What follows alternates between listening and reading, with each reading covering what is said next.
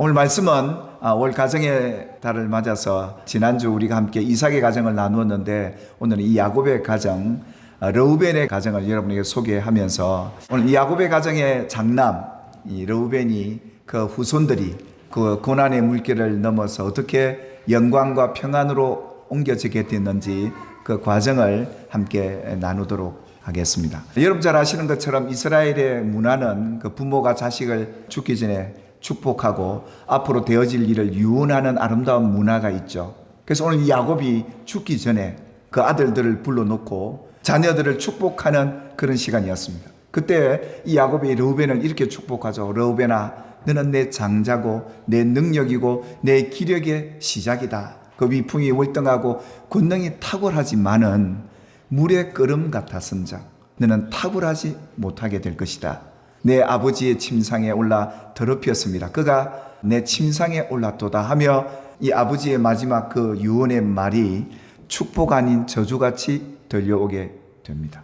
이 마지막 유언의 말은 이 르우벤에게는 어떤 의미일까요? 평생 아마 그 인생을 살면서 이 말이 그의 발목을 잡게 될 것이고 탁월한 자리에 들어갈 수 없는 그런 언제나 상처 속에 있는 그 말이었겠습니다. 그런데요, 아버지 야곱이 축복했던 유언했던 말씀과 오늘 하나님의 사람 모세가 이스라엘의 12지파를 축복할 때 같은 내용도 있었지만 다른 내용이 있었습니다. 그 중에 특별히 이 르우벤과 그 후손에 대해서 이렇게 축복을 하는 내용이 있어요. 하나님의 사람 모세가 이 르우벤을 어떻게 축복하고 간절히 기원을 냈느냐 하면 너는 그 죄로 인해 죽지 않을 것이다. 살게 될 것이다. 그러면서 너희 수가 적지 않고 많아지기를 원하노라. 그렇게 축복을 또 했습니다. 이 아버지 야곱의 유언의 말과 하나님의 사람 모세의 이 간절한 축복과 어떤 연관성이 있고 어떤 차이점이 있다는 것일까요? 과연 이 르우벤은 어떤 말을 붙들고 살았다는 것일까요? 오늘 이 내용을 함께 나누고자 하는 거죠.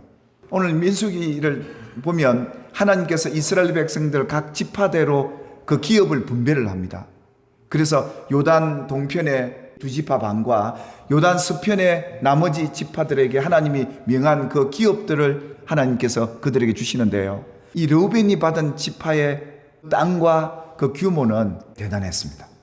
32장 1절에 보니까 르우벤 자손과 갓 자손이 받은 그 가축들이요 심히 많았다고 해요.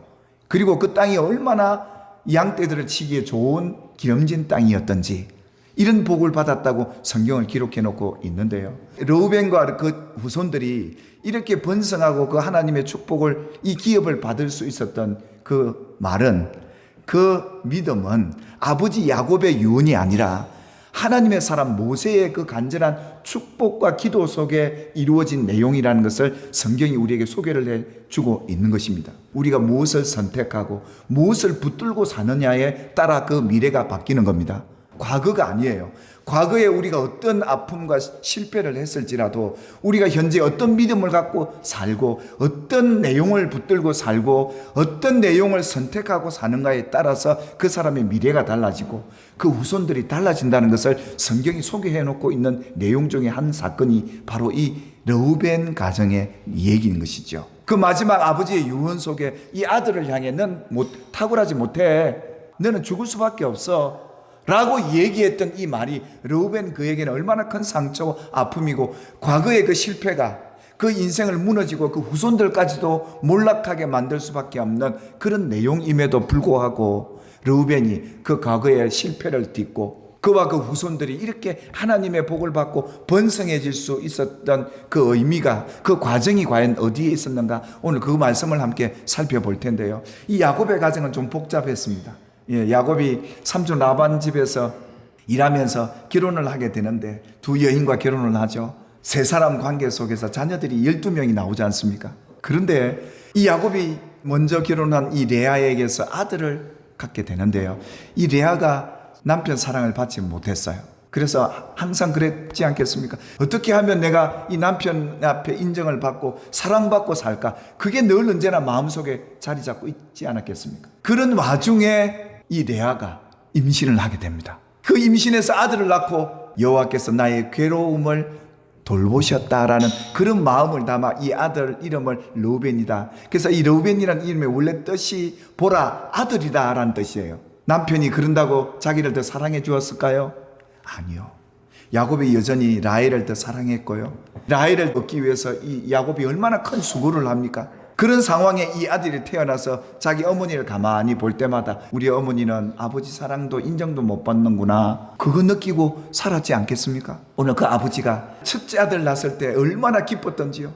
내 첫째 아들, 내 능력이고 내 기력의 시작이다 라고 말하면서 그 아버지의 기쁨도 아마 대단했던 것 같아요. 그런데 아버지 야곱이 볼 때 이 르우벤이 언제나 물의 끓음 같은 사람이었다는 겁니다.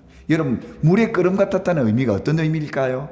늘 불안하고 늘 그 삶이 초조하고 만족이 없는 그런 삶의 비유를 물의 끓음 같았다라고 표현했던 겁니다. 그 어머니의 그 아들이라고 자기 아버지한테 자기가 인정받아 보려고 사랑받아 보려고 그렇게 노력하는데도 늘 불안했던 거예요. 늘 삶이 초조했던 것이죠. 그러니까 어떻습니까? 해서는 안 되는 행동을 하죠. 내가 뭔가를 해야 아버지의 인정을 받고 아버지의 사랑을 받는 첫째가 되겠구나 라고 생각하다가 결국은 잘못된 행동을 하죠.